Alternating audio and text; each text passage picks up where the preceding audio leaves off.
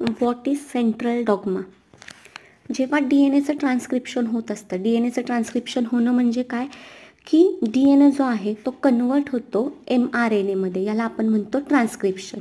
आणि हेच M R N ए जे आहेत, ह्या एम आर एन एवरती जे न्यूक्लियोटाईड प्रेझेंट आहेत किंवा न्यूक्लियोटाईडचे 3 ग्रुप्स जे आहेत, 3 न्यूक्लियोटाईड एकत्र येऊन जो ग्रुप बनला आहे ज्याला आपण ट्रिपलेट कोडॉन म्हणतो, हे ट्रिपलेट कोडॉन काय करतात, स्पेसिफिक प्रोटीन सिंथेसाइज करतात, याला आपण म्हणतो ट्रान्सलेशन.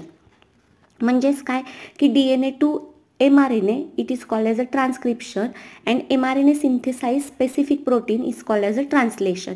म्हणजे ह्या 2 स्टेप ज्या आहेत त्या एकत्रितपणे होणं, ह्याला म्हणायचं सेंट्रल डॉग्मा.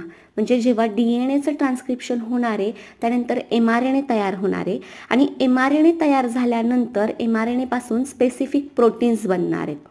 म्हणजे